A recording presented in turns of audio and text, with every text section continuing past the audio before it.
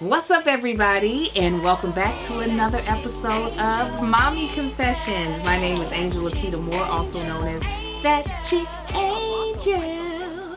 And this is my weekly podcast where I get to have a raw, honest, just no holds barred conversation with other moms about all things motherhood, about all things womanhood, and just about life. On Mommy Confessions, we swear to tell the truth, the whole truth, and nothing but the truth. So we hope that you are ready and that you are buckled in, because this is going to be a great show. This show tries to upload every Thursday, but as I said, this is Mommy Confessions. So I'm going to confess that sometimes that just don't happen. But still, make sure that you are following this podcast on Apple Podcasts. Rate and review it. It makes us more discoverable, as well as you can watch it on YouTube at ThatChickAngel TV. And once I get a chance, I'll upload all the episodes to Facebook as well, so you can catch up on Mommy Confessions there. So today I have my very special guest for the fourth part of this four-part series, yes. Meet My Mom. I have my mother, Miss Dorothy Mae Moore. Hi, Mama. Hi, daughter. How are you? I'm good. How are you? I'm wonderful. Yes, so if you haven't already, please make sure you check out the other three parts of my mother's life. She just has a very fascinating life, and I really wanted to be able to interview her for this podcast, not only as a keepsake for myself, but I do think her life story has so many beautiful lessons in it that so many people can learn from. So I start off every podcast with a confession. And I tell my guests they have to confess too.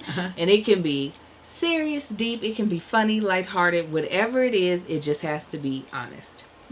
And my confession is, I feel like at 40, I'm just now getting a handle on things.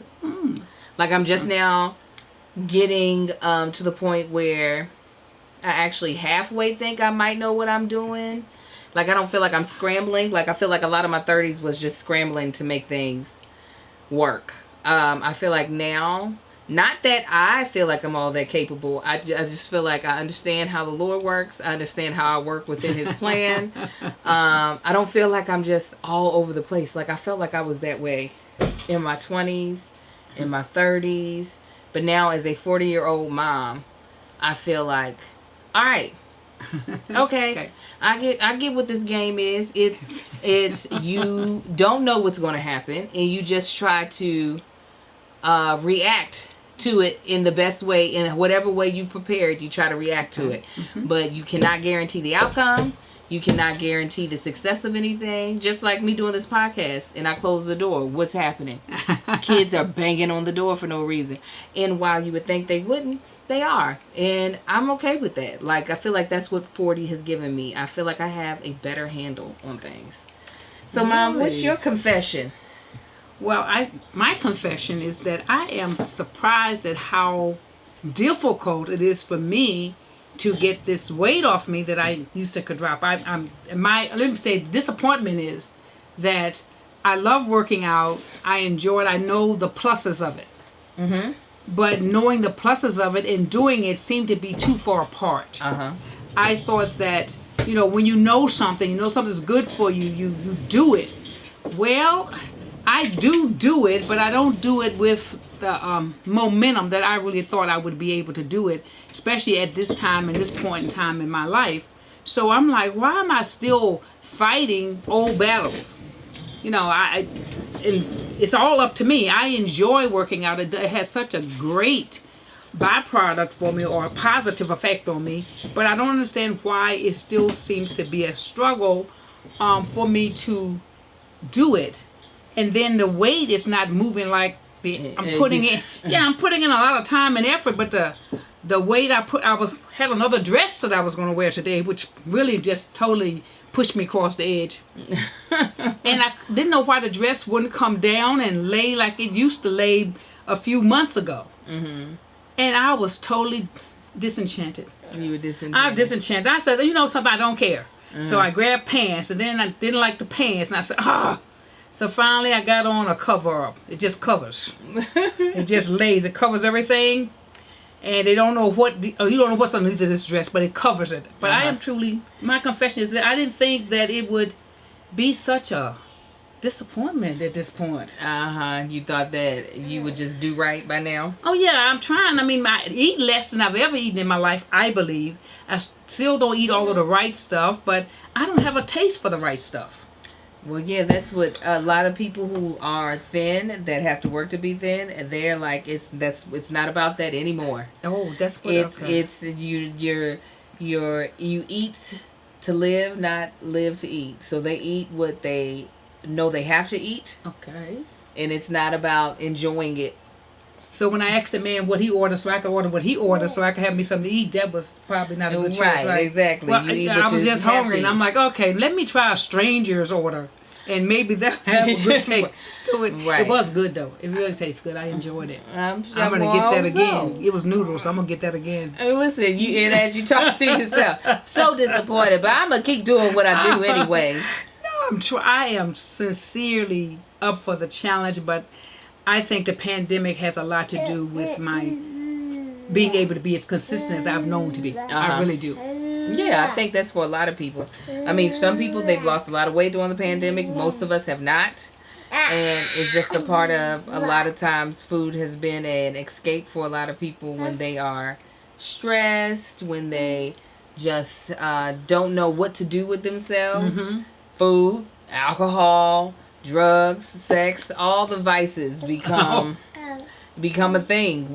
So that's why a lot of people are coming out of COVID with some extra pounds on their body. And yeah, it's just all about trying to figure out how to turn the corner on that and how not to keep going down the path till you're at a point where you're just like, why did I get myself all the way here? It's going to be a uphill battle from here on out. And you already know. We already know as women, as we age, the harder. Oh my God. I eat less, but weight hangs around more. So what sucks is that it becomes a thing of, as you get older, the more strict you have to become about eating right. And it's just like, oh man, no. I was willing to do what I did when I was 30. Not more than that. Yeah. If you all can't hear him, I don't know what's going on.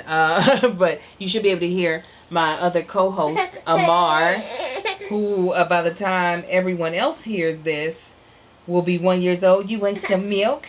I do want to give a quick shout out to my Patreon members. I'm about to give you some.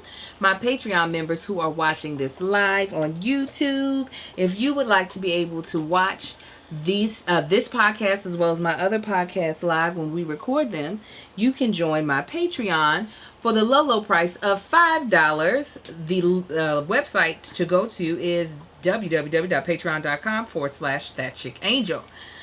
So again, thank you, Angel Wings is what I call them, for joining us for this very special episode. So to quickly just get us up to speed in my mother's story, we were on her fifth and final husband. Yes. His name was Walter. And in this part of the story, my mother had just left Alaska after Walter had relapsed in his drug usage and was selling items to drug dealers, items that my mother owned, in order to get his next fix.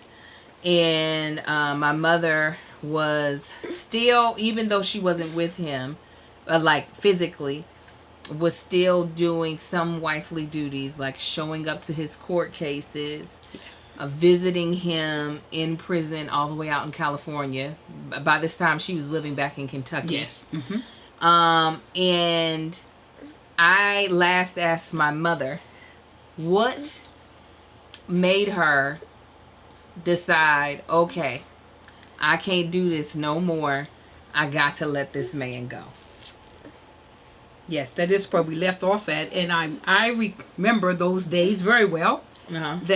Because when you get married and you're evangelist, you want to uphold scripture. I realized that Walter had really went different than what I hoped he would go.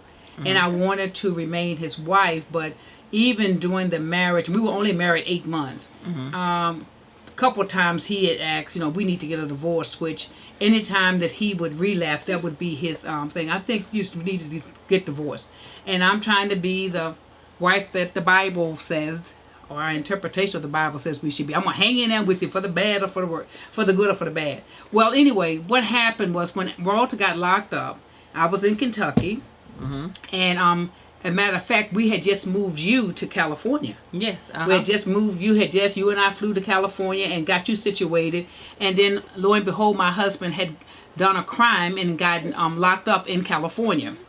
So Chuckawalla Valley Prison. Chuckawalla State Valley Prison. That's the prison he was at. So I went, before they assigned him to that prison, he was in, I can't think. But anyway, he was locked up in a jail in some place in California because I flew in for his hearing. He has, let's not get all into that. But anyway, while he was in jail, I did everything I could, answer to collect calls, send money, send packages and all that. But one of the things I kept doing from the time I left him in Alaska, I kept saying, God, do not let me be a foolish woman. God, do not let me be a foolish woman. I am committed to the end. I mean, I would have stayed right there, but I really needed God's permission. It's not that divorce was easy for me, but I needed God's permission to stay in this marriage. And so I just constantly prayed, God, let me be a foolish woman. I took communion 2 times, if not 3 times a day. I took it in the morning, at lunch, and in the evening. I would serve myself communion, and I would read the 91st Psalm. So why were you serving yourself communion? Because having a strong relationship that I had and still do, I think I have a better one, with God, I knew that my answers was in God. I knew that it wasn't a matter of going for someone to tell me I told you so, or I knew this was going to happen, because all my daughters knew this was going to be a train wreck. Everybody that knew the situation already had put down train wreck, fifth divorce. Everybody knew it. And yet I married for the reasons I married. And so I also know and also believe in doing things right. I have this thing in my mind and heart that says I may get myself in, but it's going to take God to get me out. But I really believe that I couldn't have got in if God had not permitted me, because God could have stopped this whole thing, because he could have cashed either one of us out. But I never violated my trust in God.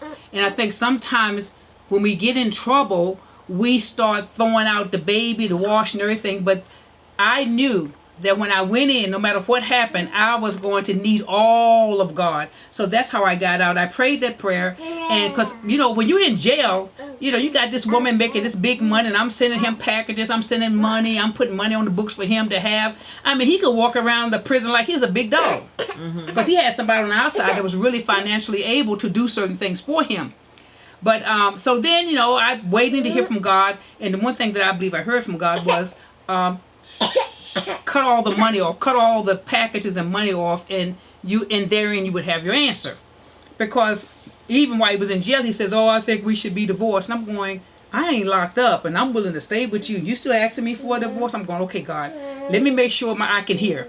And so when I came to see him last time I came, and you kind of curled my hair. It was in Memorial Day weekend, and I went to see him. It was at that time I told him, I'm not going to be able to send you any money. I'm not going to be able to put anything, money on your books or send you any packages, and because I need to get some things straight. And I said it to him several times. Well, the trip itself put the bell on, ding, ding, ding, ding, ding, because when I got there, it's 103, 105 degrees in the desert where this jail is located at. And you had curled my hair beautifully, but the heat just was not going to let it last. And I did not wear the right attire. Right. So I got in, and I ended up changing my clothes 3 times out in the heat in the car. Yes. So by the time I saw Walter, everything, all the curls had fell. I done spread off all the makeup. And his first words was, "Why do you look like that?" And I'm going, I done been through to get behind these bars to see you, and that's your first statement. And so the next day, because I stayed up in that vicinity to come and see him, it was a weekend, I could see him the next day, and he did apologize. But he messed up when he said, "Why do you look like that? I want my baby to come in looking sexy and stuff. You in a prison. You're in prison. And you want me to come look sexy, and you can't have no cleavage. You can't, your arm, you couldn't wear anything. My arms were out. And that's what they made me take it off, go change, because you can't have your arms out. Right. At a men's prison. Anyway, so I told him about no money, went on back, eventually got back to Kentucky, and he called me and asked me to send him some money. He needed some soap. Well, you and I both know they provide soap in the prison. Right. So I told him that I'm sorry, but I can't send you anything now. And I held to that. And this was like for 30 days. I was not going to do anything. Well, he gets mad and writes me a letter and says that he's not stupid. He knows how much money I make. I could at least send him some soap. He wants a divorce.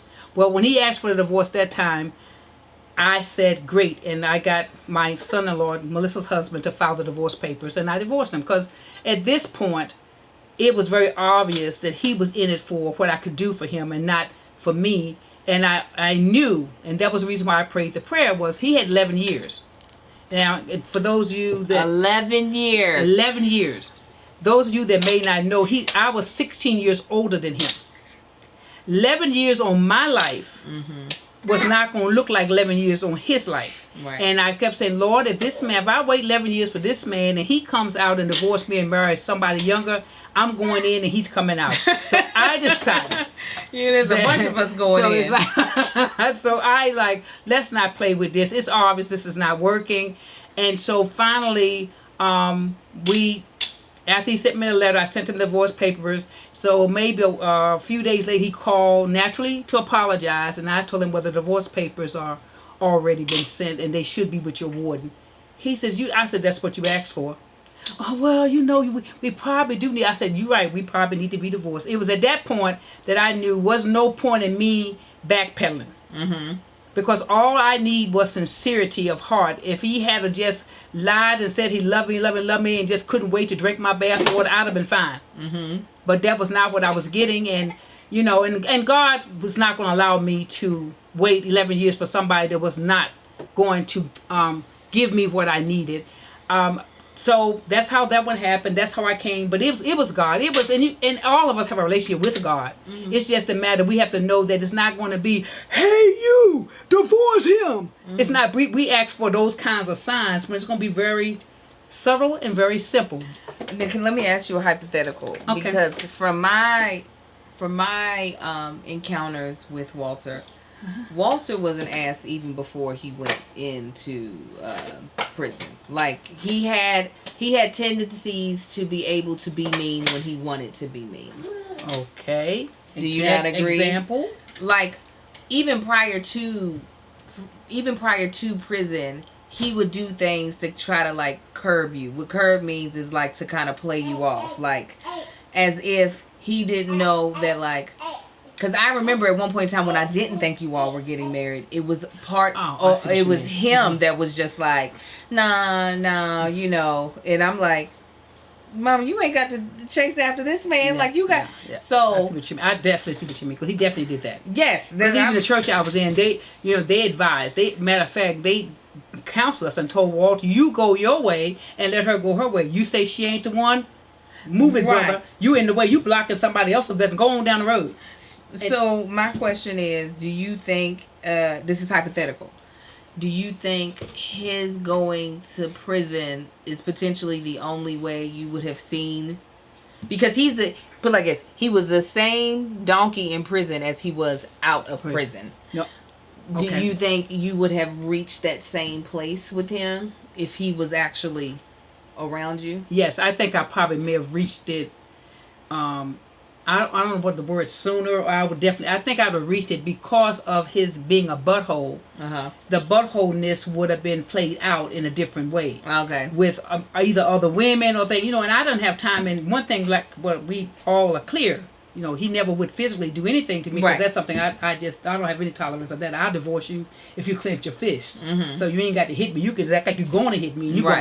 But I think that from what I learned, being married to him for those 8 months and watched him in Alaska when it was just, me and him. When I watched it, I knew that it was on a thin line. But what I was, because people, even when you make a decision that nobody else agrees to, it does not mean that you didn't pray. It does not mean that you didn't feel that you had. I don't feel I would do anything without God. So I felt like, okay, everybody is. And again, let me make sure I'm clear. I was absolutely 1,000,000% wrong for marrying Walter, but based on my understanding of church rules, traditional rules. Right. That's why I married Walter, because, fornication would have just been good. We could have just done that. Mm-hmm. But, the church don't believe you can preach the word and fornicate. But if I could have possibly put them together, I wouldn't have had to fight fifth marriage. I know I wouldn't, especially now. Now, this is looking back. Right. Because I really believe that there is a worse sin than fornicating. That is marrying the wrong person. Mm-hmm. I really believe that they're either equally as bad or one outweighs the other. The thing with fornicating and coming to a realization that that's not the one, you don't have as much stuff to clean up. Right. So that's why. But I'll tell anyone, don't run from fornication to marriage until you are sure that everything connects. Right. No, I get it. One thing is easier to come about of. The other one, you got to bring in the entire law. You got to pay somebody to sever. Other one, you could just get out of with some good prayer and fasting. So what did it look like rebuilding your life after? So now that you're going through the divorce with him, you now are finally 100% free. Your oldest daughter is in grad school, so you done got her through. I'm not oldest. Your youngest, me, is in grad school, so you've pretty much gotten me like I'm fully to adulthood. I done moved out to California on my own. Jackie's in Baltimore. Your two middle children are in Kentucky, both married. What does it look like to rebuild your life knowing that, like, you have no dependence? Like, because, by the time I was paying my own car note, like, you had no bills that you necessarily had to chip into. For me, I believe once after I worked my way through the emotional pain of fifth marriage, going whatever down the tube or up the tube, whichever way it went, depends on which way you flush, right? I had a peace. I was okay. I felt like something is like, I want to say Walter closed the door of that. I love married life, and I'll get married tomorrow if God sent me the right man. But it was like it was no more search. The search ended. Okay. There was a lot of things that I got from Walter that I didn't get from the other 4 husbands. And so, but it helped. And the greatest thing was my self-confidence. My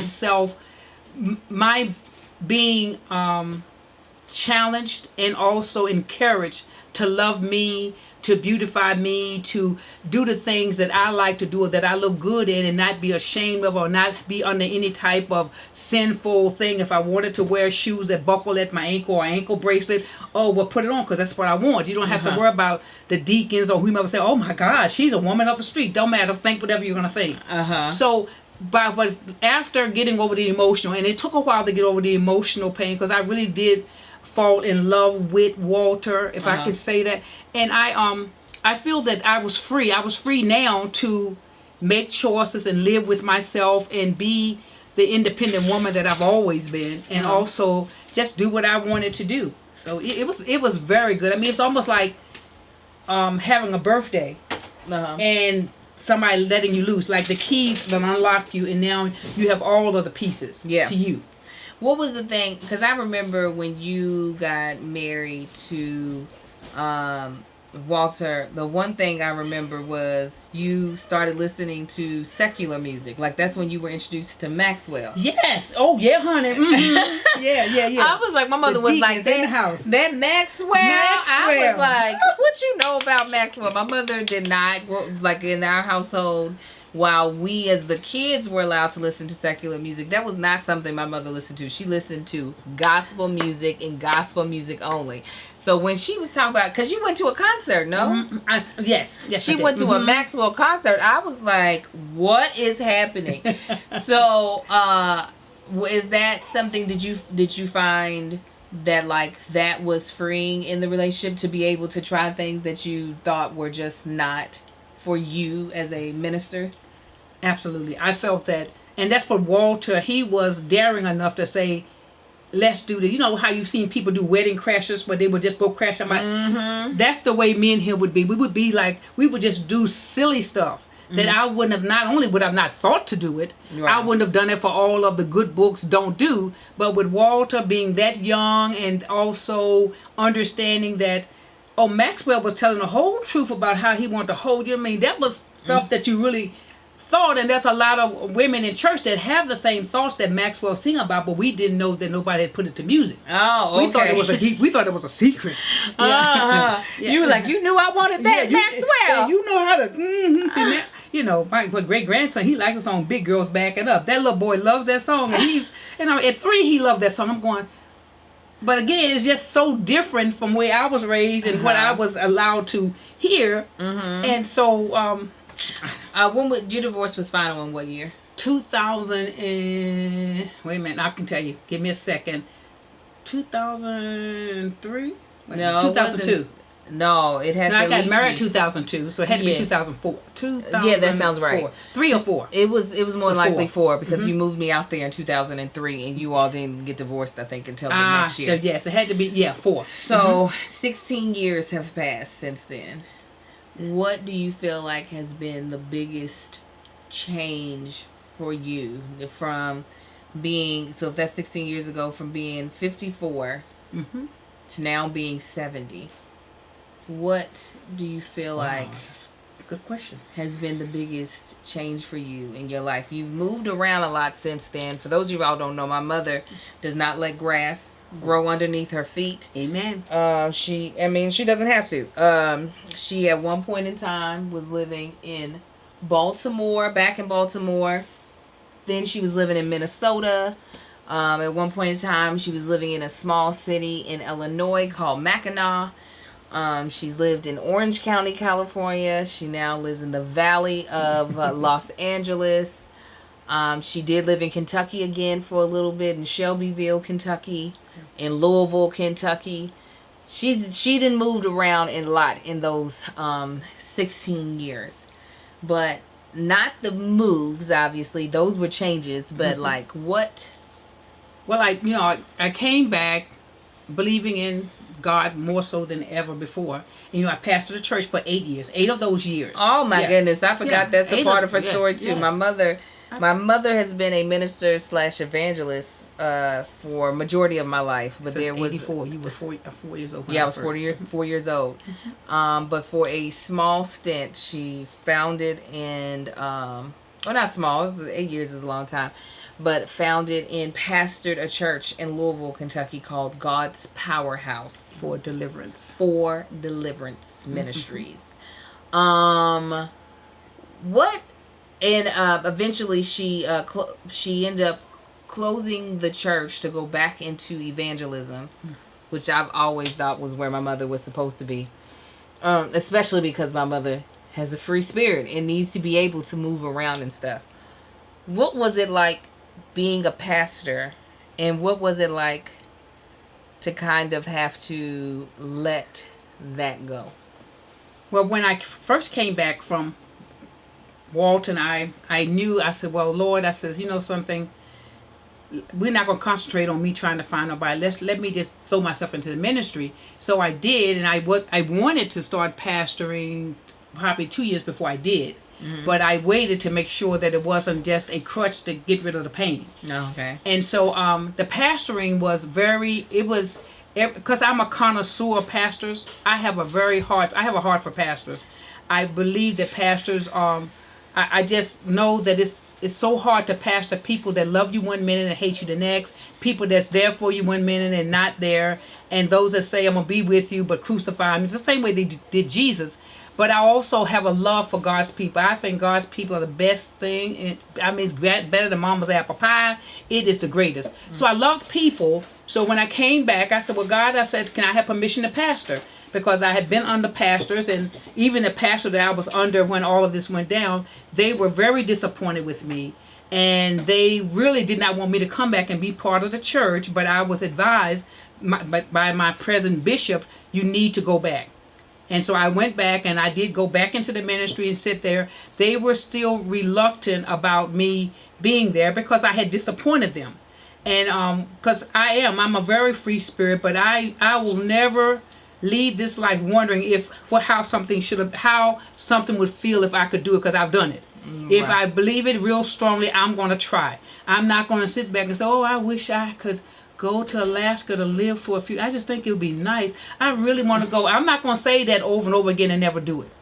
I'm going to get up and do it, because I feel like life is what God has given us to live. Now, mind you, these are the same pastors that had my mother marry Brother Ron.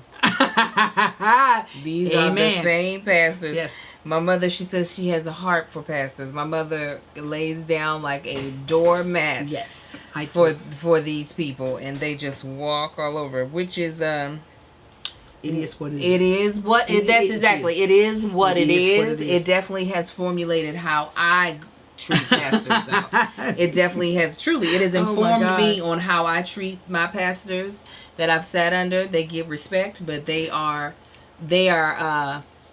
my peers as well as my leader. And that's very good, Angel, because that is true. I guess I've always wanted to belong and allow people more authority than they should have. No one should control your life more than you. But I have allowed people, especially spiritual leaders, to have more control over what Dorothy really wanted to do than Dorothy. Right. And that is not that's never, ever a good decision. When you have grown and of age and you are no longer a child, you have a say in what you should do and what you shouldn't do. I don't care if they speak in tongues and they raise the dead and put to sleep or whatever they do.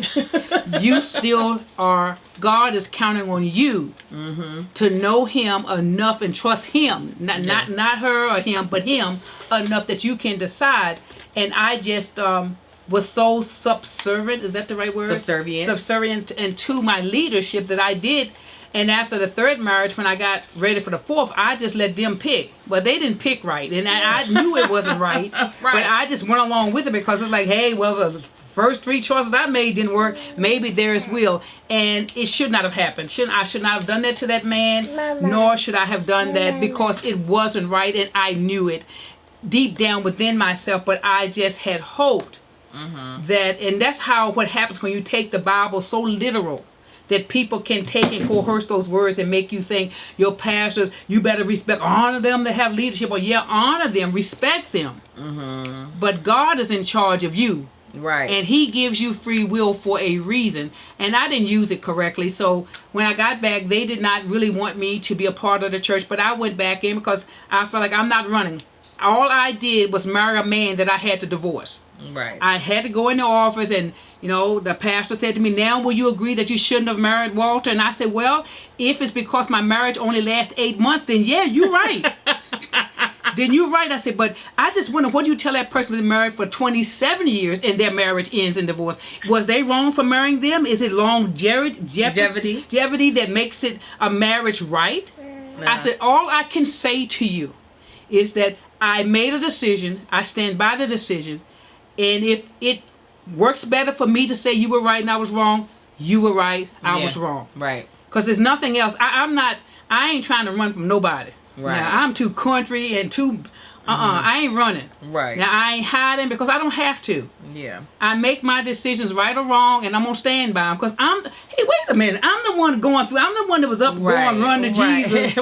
Trying to get out of the emotional pain. They were sleeping every night. I'm the one that was taking communion. Like, God, come on. Move this pain, pain. Right. But so then, I was out looking for a church building, and the Lord instructed me to call this minister who became my who installed me. And some of the things that people hate in you, God has people that love the same thing in you. And this particular pastor who installed me as pastor of the church in Louisville said to me, Sister Moore, what I love about you, Minister Moore, what I love and respect about you is that you will marry. You will not have people confused about whether you dated somebody or she said, because I promise you, I'm a wife too. And if my husband died, I'm going to marry the next day. I'll be like Elizabeth Taylor. She loved the Elizabeth Taylor that I represented. My other past, they wanted me to get it right the first time. Well, they had the wrong person. Yeah. And I have never, ever made anyone suffer. My kids, I pray that they have never had to suffer other than the suffering that they have to do because they're my children, and that means caring about me. But I've never made them come to their house and kick the cat or kick the dog because I done made a mistake. I ain't never came and laid on their couch and drank myself into a stupor. Yeah, because I married the wrong man again. I've never done that to them. And my thing is, yes, I know they did not want me hurt. They did not want me to go through it. They did not. Melissa, I mean, she threw a hissy fit. I mean to tell you, she might be glad she got all her teeth even today. And that's because I realized that I told them I would let them express themselves, because this is marriage number 5. So right this time, everybody was trying to come to my aid and my support.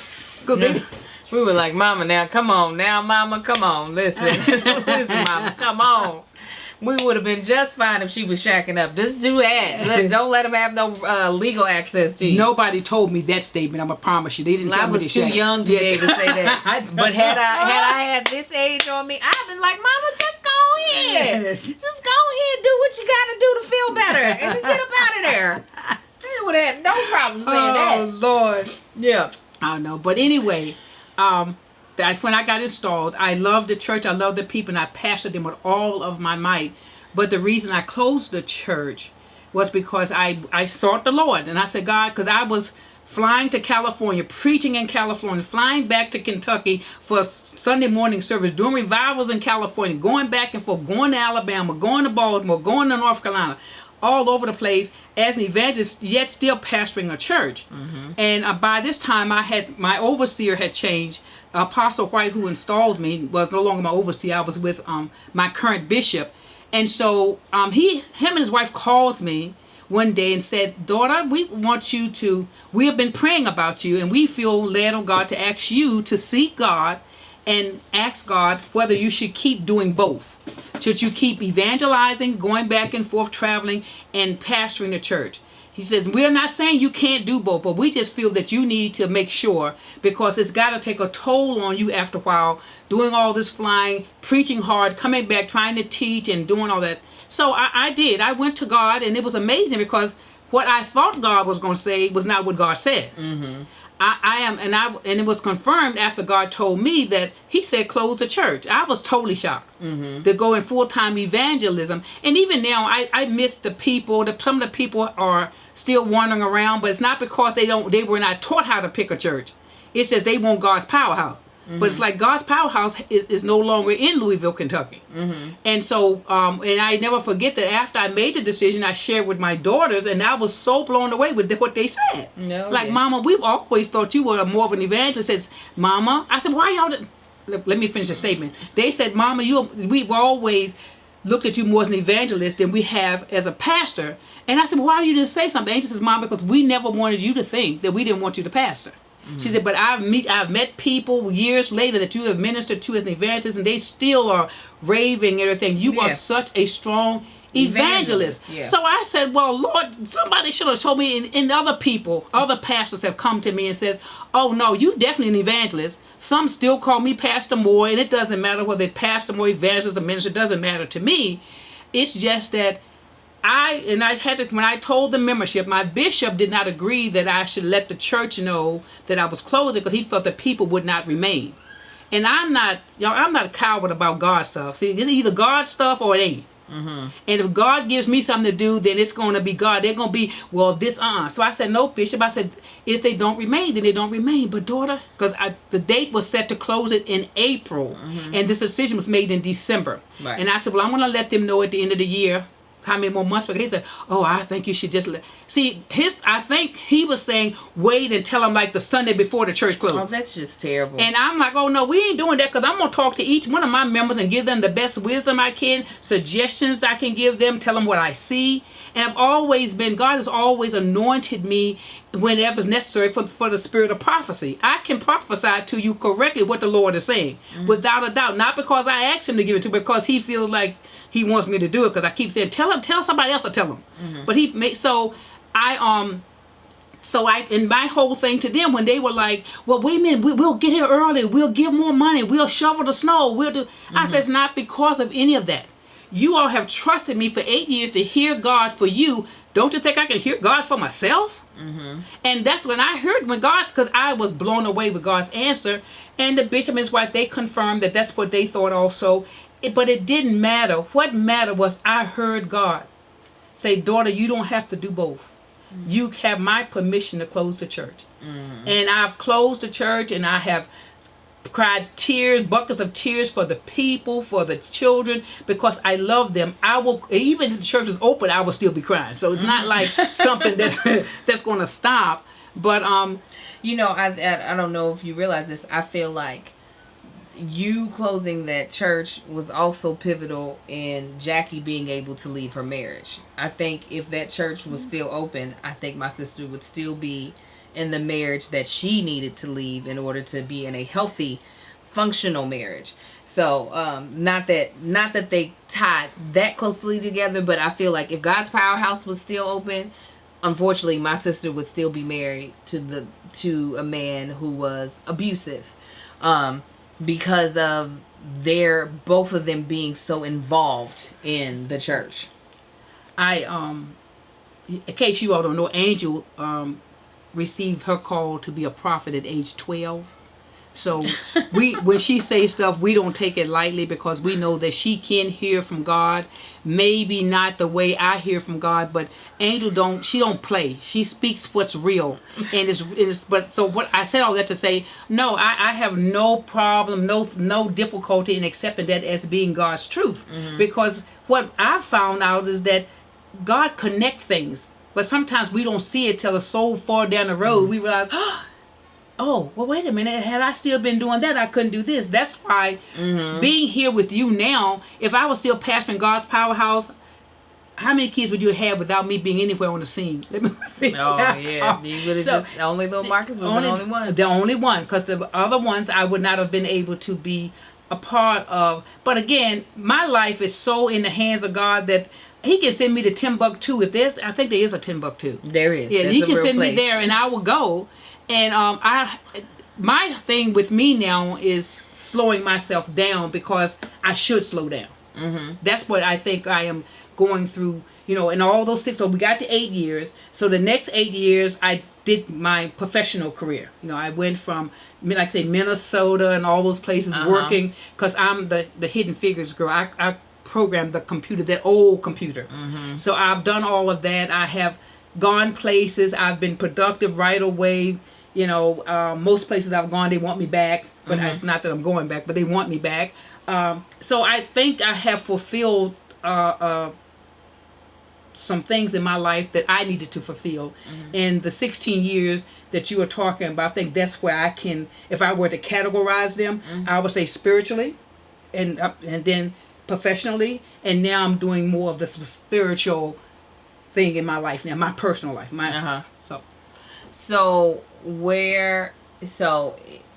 you know, unless Jesus comes and raptures us up, which He can surely do at any moment, you could have potentially another 40 years walking this earth. Hallelujah. Or more. That's right. That's right. What do you want to do with these years ahead? Well, what I would like to do, I would like, as you know, get my own place. I've watched my 4 daughters and their activities, and you all are y'all on top of stuff. Y'all each have your own different life, but y'all all have stuff that you're responsible for, that you're doing, whether you love it, like it, or whatever. And I'm like, okay, I don't want to be stagnant. Is that the right word? Yeah, you said it right. I still feel that there's a lot left to me to do and to give. And I'm just trying to find what that is. I think I know what that is. I know what it is, but there's like the timing and setting it up and then going about fulfilling it. I still enjoy programming computers. I don't mind doing that. But when you look at my age, and you know, I'm past I definitely at the age of retirement. I shouldn't have to work. I should be able to be financially well off and live a life. People will always be in my life. I make it a habit to drop. That's why that man told me what he ate. No. Because somebody gonna talk to me, because I try to carry a spirit that makes people go, let me at least speak to. If I can't touch it, let me at least say hi. Because I think that's a gift. That's a gift to warm people, to encourage people, even sometimes with a suggestion. I can't even see you smile now. Y'all know I'm really messed up. I be smiling at folk, And I've been wondering why they're not smiling back you at got me. on your mask. Because they can't see me. I'm like, oh, this is not good, God. Hurry and get this done because, that smile, that's my drawing. That's my fishing hook. Uh-huh. And so I'm like, oh, well, but this guy, he was coming in and I got tickled because I love when a stranger will engage. I love when they, engage. Mama ain't never met a stranger. People will be like, oh, does your mama know that person? I'm like, absolutely not. I remember going to the hairdresser and she would come in with food or ask people, you want something to eat or whatever? And so people be like, oh yeah, I didn't know your mama knew such and such. I'm like, she don't know them. She Everybody does not know them. Everybody has to eat. They're like, oh, the way she talking to him. I'm like, exactly. That is her. That is Chatty Cathy. But go ahead, Mama. So at this point, as I've been here with you, listening to your podcast, listening to your live, I'm like, okay, God, what am I to do? What can I do? What should I do? And then I just need to be ready when that door opens, because it shall open. Now, I do have a twist between. Uh-huh. And that's because, these kids, I know how to handle them, even though I don't handle them the way maybe Big Marcus or Angel think I should, because I let them get away with too much and all that stuff, because, Angel never got away with some of this stuff they get away with. I didn't get away with nothing. So she better not been thinking that I'd have got her. But I let them, Kai question me like he's a grown man. Mm-hmm. He sets me down like, okay, wait a minute, Grandma, explain this to me. He told me today, you are not being fair. And I told him, well, you spell fair, and then I'll let you have something to drink. And so he got his brother to tell him how to spell fair. Listen, he was like, all right, I got you. I'm like, wait, because I ate all my cereal, so it's not fair for you not letting me have something to drink because Sai didn't eat all his cereal, which I knew that, but I was supposed to see his reasoning ability. Oh, he reasoned it right on out. He's got it. And so I love being here with the kids. I look at all the doors that God's opening for Marcus and Angel, and I'm excited about it, and I support it 100,000%. And I am asking God every night, where's my line? Where does my line stop at? Because when I think about, because anybody with good sense know that if Angel books, her career takes off like we know it's getting ready to take off, and Marcus being right there with her like I need him to be to help her, reel her in, let her loose, but reel her in. Then I look at the kids and I'm going, well, we need somebody to help with these kids. Well, naturally, I'm the number one at the list because when Angel was 16, she had me sleep in the bed with her. Poor Ron had to sleep by himself that night. Why'd I have you sleep in the bed with me that night? Because you just wanted us to have a sleepover. Oh, okay. You said, Mama, let's have a pajama party. Let's sleep with me. And so I came and got in the bed and she says, when I have my kids, I want you to be my nanny. And I thought I cannot begin to tell you all how that has held me so in this moment where we even are now. Uh-huh. Because she's 16, when teenagers normally they hate their mother. But the Angel said, Mama, when I have my children, I want you to be the nanny. I mean, I remember that. I remember being in the bed. I remember the lights being off, and I remember saying it. I do remember it. It's so funny to me that you remember it. Oh my God, because it was a not a landmark, but it was a very monumental moment for me. See, again, you all heard the story. I started having kids so young. I've never felt that I've gotten the mama thing right. Mm. And so when your last child says, you are the ace, you're the ace mom, you're the boss mom, or whoever that name could be, I was like, I never will forget that. So there was a point in time, and that was when she brought port. I was preparing to leave jobs and everything because I knew. I brought my niece out here when I had the twins because my mother, you were in Minnesota? I don't know where I was. It didn't matter. My mother was somewhere that she had gotten into a contract at. So I was like, I needed someone who was accessible, who didn't have ties to where they were, like permanent ties or ties that could be easily severed really quickly. So I brought my niece out, and my mother was just like, what are you doing? I didn't realize that she was prepared to come out. I was going, only because I remembered what she asked me for, and I don't know. I'm not sure. I believe all things work the way they're supposed to. But I did. When you was having twins, it was like, okay, let me start making arrangements because I got to go to California. And so since California is a place that I do love to live, I did come eventually. I'm here now. But her and Marcus still gives me that. It's like the door is unlocked. I thought they were going to lock the door and throw away the key. They keep saying, Mama, do what you want to do. I keep saying, Lord, now...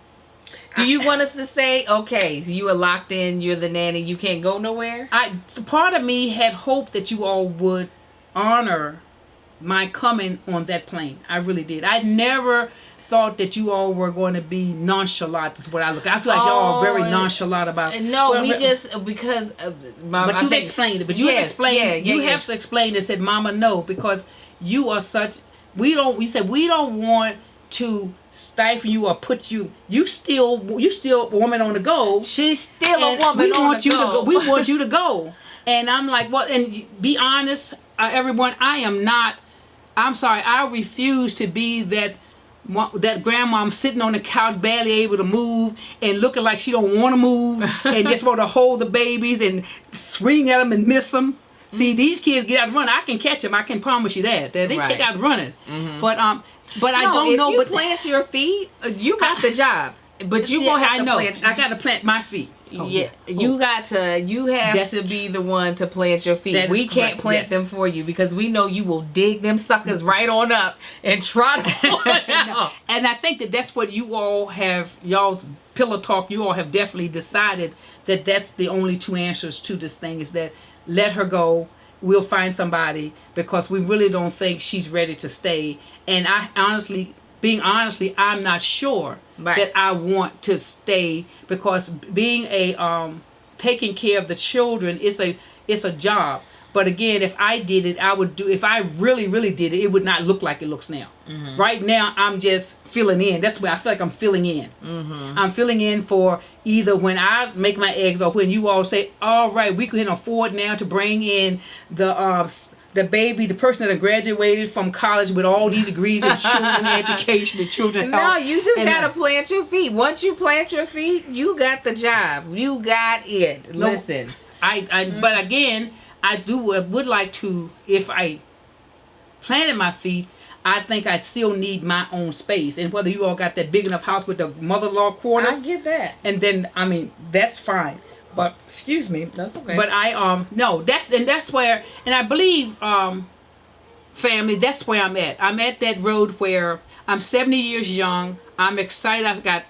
I know at least 25, 30, 40 more years I believe I could still run a marathon. Mm-hmm. And I feel that way, and I try to do things to make sure that feeling is more than a feeling. Mm-hmm. I try. That's why I'm trying to get the weight off. I don't like stiffness. I don't like acting my age.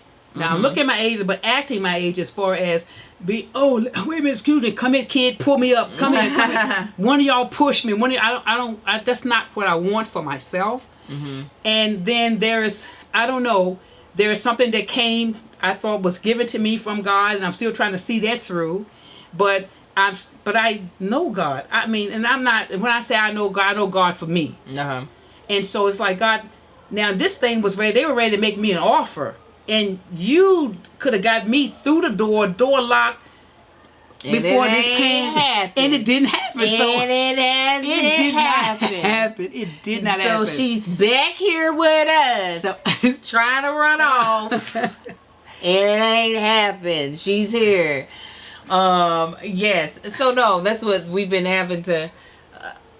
Mama, I think sometimes, especially being the daughter to my mother has an aspect of perception of her life, and then I from the outside have my own perspective. And Mama, from her perspective, feels like she has never moved willy-nilly. It's always been for a strong purpose. From my perspective, it looks like, the wind just shifted a little bit, and my mother was like, okay, I'm back. So with that being said, I'm like, okay, if that's the spirit of the woman that she is, I don't want her to feel as though she is caged up by us and our needs for like someone to help us with the kids. Now, if she was like, California is where I want to be, this is where I'm going to be, and I want to take care of my grandkids, trust and believe we will let her have that. But that is something that, like I said, because it's only because of my point of view, being able to see. It's just like, yes. I want you to, like, one thing that for me in my own life, that I treasure is being able to be authentic.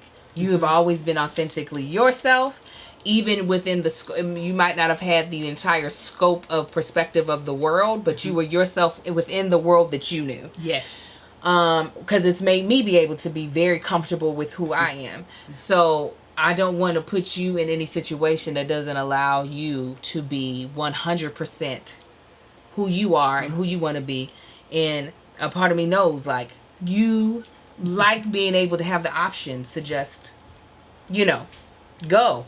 And me having 4 kids in the life that I live, I need somebody who ain't potentially just gonna jump up and go.